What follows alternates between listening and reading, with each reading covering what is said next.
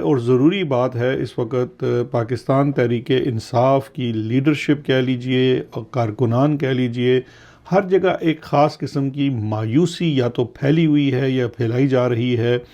ایک بے بسی کا اظہار کیا جا رہا ہے۔ ہمارے کل کے ویلاگ میں بھی ہم نے اسی کے اوپر کچھ بات کی تھی کہ کارکنان جو ہیں وہ لیڈرشپ کی طرف دیکھ رہے ہیں اور لیڈرشپ جو ہے وہ کارکنان کی طرف دیکھ رہی ہے،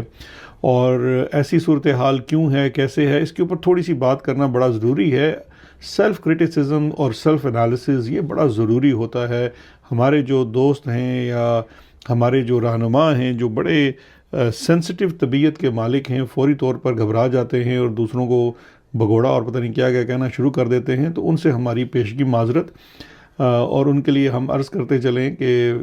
آگے بھی چل کر کریں گے، لیکن شروع میں ہی عرض کر دیتے ہیں کہ جناب نہ ہی ہم سیکرٹری جنرل ہیں، نہ ہم صوبے کے چیف منسٹر ہیں، نہ ہم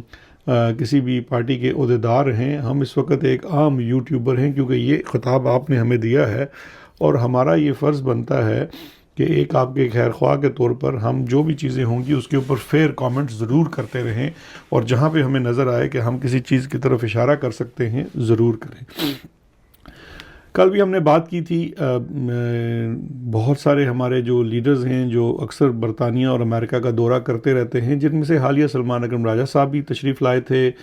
پیچھے اسد کیسر صاحب بھی آتے رہے اور لوگ بھی آتے رہے، اور تحریک انصاف کے جو بیرون ملک لوگ قیام پذیر ہیں وہ ان سے ملتے بھی ہیں اور ان سے رہنمائی بھی مانگتے ہیں اور پوچھتے ہیں۔ ایسا نہیں ہے کہ جب وہ ان سے پوچھتے ہیں کہ وہ چاہتے ہیں کہ فوری طور پر وہ کوئی ایسی جادو کی چھڑی گھمائے اور وہ دے دیں، لیکن وہ ضرور یہ چاہتے ہیں کہ ان کے جو لیڈرز ہیں، جو نمائندے ہیں دراصل عمران خان کے،